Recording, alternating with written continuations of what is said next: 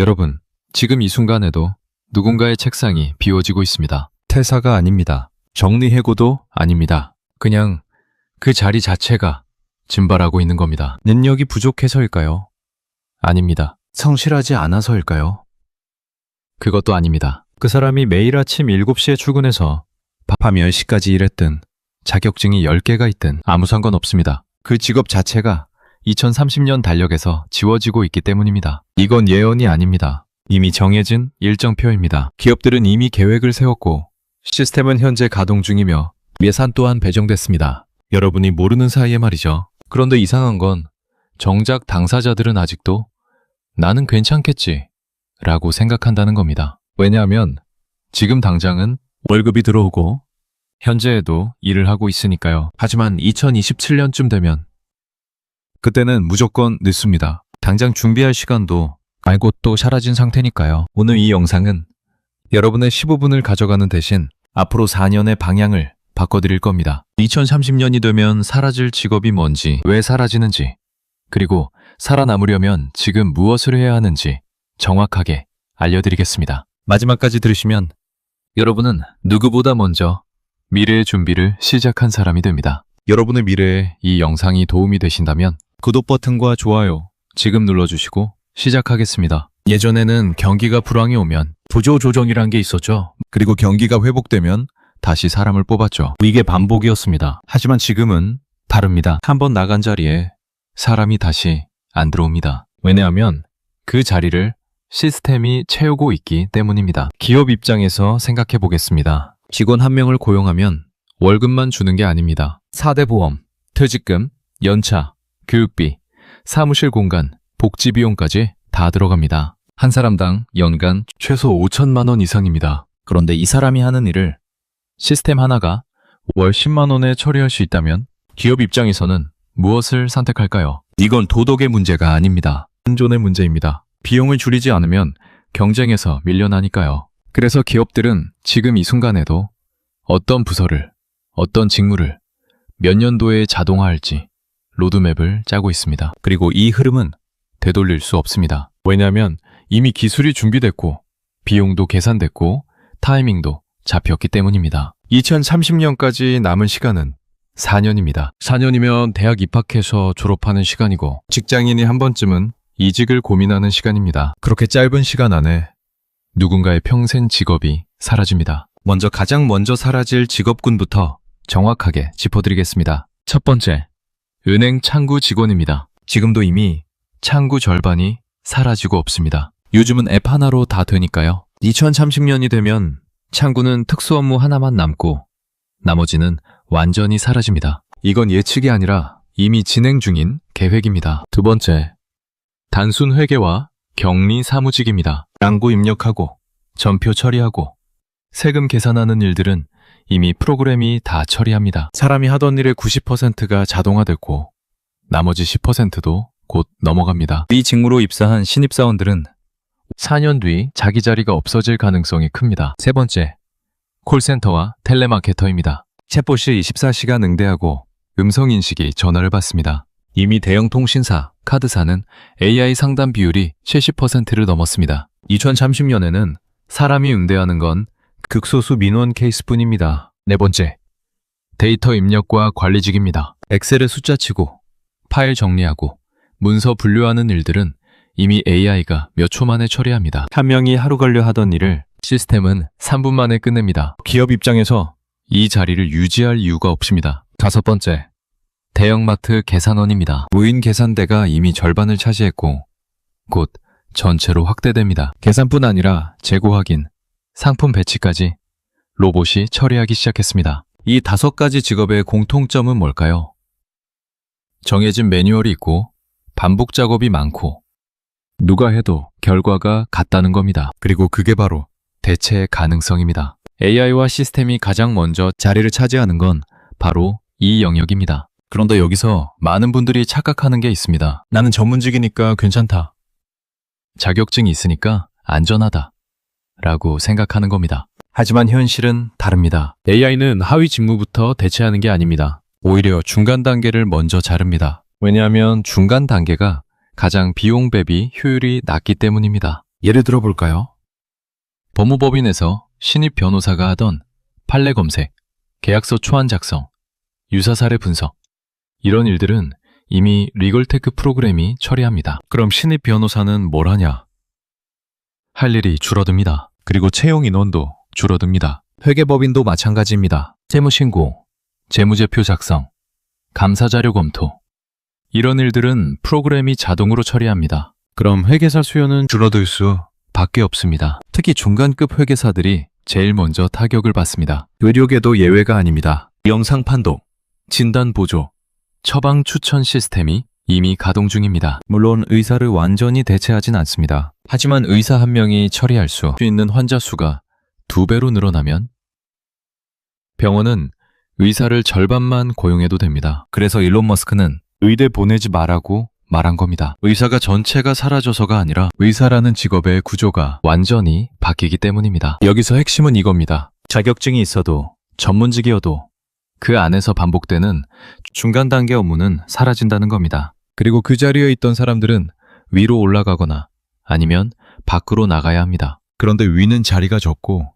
밖은 갈 곳이 없습니다. 아마 댓글에 매 직업인데요 라는 반응이 나올 겁니다. 그게 정상입니다. 왜냐하면 지금 이 순간에도 여러분은 일을 하고 있고 월급을 받고 있으니까요. 하지만 그게 2030년까지 보장된 건 아닙니다. 직장인만 위험한 게 아닙니다. 자영업도 마찬가지입니다. 특히 사람 수로 버티는 구조는 가장 위험합니다. 식당을 예로 들어보겠습니다. 주문은 키오스크, 서빙은 로봇, 결제는 자동, 재고 관리는 시스템이 합니다. 그럼 사장님은? 요리만 하면 됩니다. 아니, 요리도 자동화 주방이 나오고 있습니다. 그럼 사장님이 할 일은 뭘까요?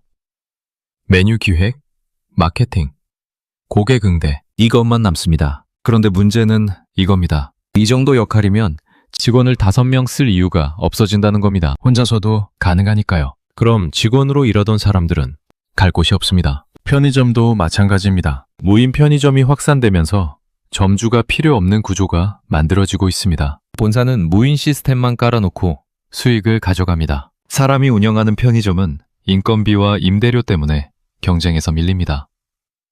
배달, 운전, 택배도 비슷합니다. 자율주행과 드론 배송이 상용화되면 사람이 직접 운전하는 건 비효율이 됩니다. 지금은 기술이 완벽하지 않아서 사람이 필요하지만 2030년에는 상황이 달라집니다. 핵심은 이겁니다. 2030년엔 열심히 하는 자영업이 가장 위험합니다. 왜냐하면 열심히 해도 시스템보다 빠를 수 없고 싸게 할 수도 없고 24시간 돌릴 수도 없기 때문입니다. 그래서 마진보다 회전율에 의존하는 자영업은 구조적으로 무너질 수밖에 없습니다. 그럼 내가 위험한지 안전한지 어떻게 알 수 있을까요? 지금부터 체크리스트를 드리겠습니다. 하나라도 해당되면 경고등이 켜진 겁니다. 첫 번째 신호.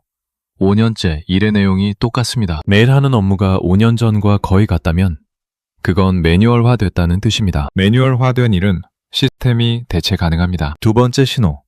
시스템이 대신해도 큰 문제가 없습니다. 내가 없어도 회사는 돌아간다는 생각이 들면 그건 이미 대체 가능하다는 뜻입니다. 여러분이 휴가 가도 아무도 연락 안 하면 그건 좋은 게 아니라 위험 신호입니다. 세 번째 신호.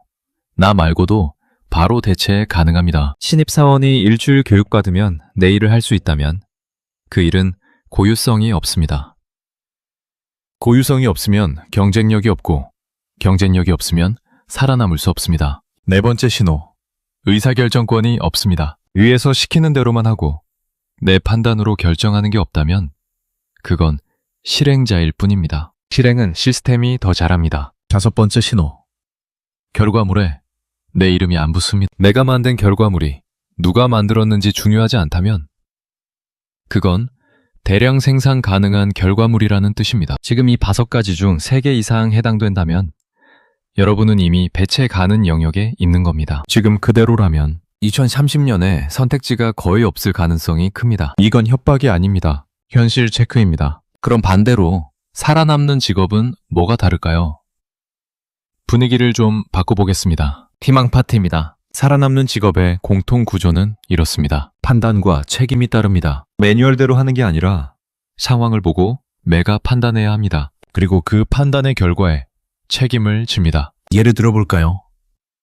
의사는 환자를 진단하고 치료 방향을 결정합니다. AI가 보조는 하지만 최종 판단은 의사가 합니다. 그리고 그 결과에 책임을 집니다. 그래서 의사라는 직업은 완전히 사라지는 직업은 아닙니다. 그러나 의사 중에서도 사라지는 부분은 분명히 존재합니다. 변호사도 마찬가지입니다. 법률 검색은 AI가 하지만 전략을 짜고 법정에서 변론하는 건 변호사입니다. 그리고 그 결과에 변호사 이름이 붙습니다. 건축가도 그렇습니다. 설계 프로그램은 AI가 돌리지만 공간을 어떻게 구성하고 어떤 컨셉으로 갈지는 건축가가 결정합니다. 그리고 그 건물에 건축가 이름이 새겨집니다. 핵심은 이겁니다. 상황마다 답이 다르고 그 답을 찾는 과정에 사람의 판단이 필요하고 결과에 이름을 걸고 책임지는 일. 이런 일은 AI가 대체하지 못합니다. 왜냐하면 책임을 질 수 없으니까요. 그래서 중요한 건 직업명이 아니라 역할입니다. 같은 회사 안에서도 살아남는 사람과 나가는 사람이 나뉩니다. 차이는 뭐냐? 그 사람이 판단하고 책임지는 역할을 하느냐, 아니면 시키는 대로만 하느냐의 차이입니다. 그럼 구체적으로 어떤 직업이 살아남을까요? 5가지 핵심군을 정리해드리겠습니다. 첫 번째, 문제 해결형 전문가입니다. 컨설턴트, 전략기획자, 문제 분석가처럼 복잡한 문제를 풀고 해법을 제시하는 사람들입니다. AI는 데이터를 분석하지만 그 데이터를 어떻게 해석하고 어떤 방향으로 갈지는 사람이 결정합니다. 두 번째, 현장 기반 기술직입니다. 설비 수리, 건설 현장 관리, 정밀 기계 조작처럼 현장에서 상황을 보고 즉각 대응해야 하는 일들입니다. 로봇이 공장에서 반복 작업은 하지만 예상 밖 상황이 생기면 사람이 필요합니다. 세 번째, AI를 쓰는 기획과 관리자입니다. AI는 도구입니다. 그 도구를 어떻게 쓸지, 어디에 적용할지, 어떤 결과를 낼지 기획하는 사람이 필요합니다. AI와 경쟁하는 게 아니라 AI를 부리는 사람이 살아남습니다. 네 번째, 고급 영업과 협상 직군입니다. B2B 영업, 대형 프로젝트 수주.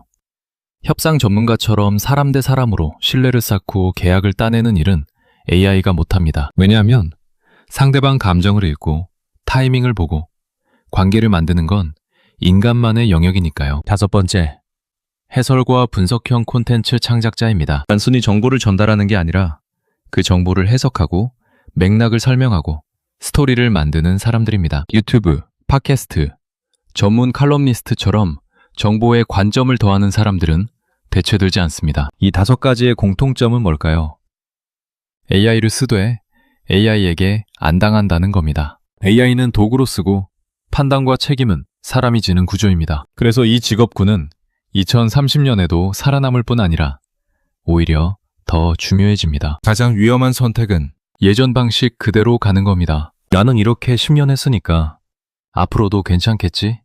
라는 생각은 가장 위험합니다. 10년 경력이 내일부터 무용지물이 될 수 있습니다. 왜냐하면 그 10년이 반복의 10년이었다면 그건 1년 경력을 10번 한 것과 같기 때문입니다. 현실적으로 말씀드리겠습니다. 지금 여러분이 30대 중반 이상이고 전문성 없이 반복 업무만 해왔다면 2030년에 여러분 자리는 없을 겁니다. 40대가 되어서 이제 어쩌지 고민하면 늦습니다. 지금 이 순간이 마지막 준비 타이밍입니다. 그래서 제가 드리는 조언은 이겁니다. 지금 당장 메일에서 AI가 대체 못할 부분을 찾으세요. 그리고 그 부분을 키우세요. 그게 여러분의 생존 전략입니다. 이 점이 30년은 먼 얘기가 아닙니다. 지금 초등학생이 중학생 되는 시간이고 지금 대학생이 직장인 되는 시간입니다. 그렇게 짧은 시간 안에 누군가의 직업이 통째로 사라집니다. 이건 미래 예측이 아닙니다. 이미 준비는 끝났습니다. 기업은 이미 계획을 세웠고 기술은 이미 준비됐고 예산은 이미 배정됐습니다. 이제 남은 건 시간이 지나는 것뿐입니다. 사라질 직업은 이미 정해졌습니다. 그리고 남을 사람만 아직 선택 중입니다. 여러분은 어느 쪽에 서 있습니까? 지금 이 순간 여러분의 선택이 4년 뒤를 결정합니다. 오늘 영상이 도움이 되셨다면 구독과 좋아요 부탁드립니다. 그리고 댓글로 여러분의 직업과 고민을 남겨주세요. 앞으로도 여러분의 경제에 도움되는 좋은 영상 준비하겠습니다. 경제 베토벤이었습니다. 감사합니다.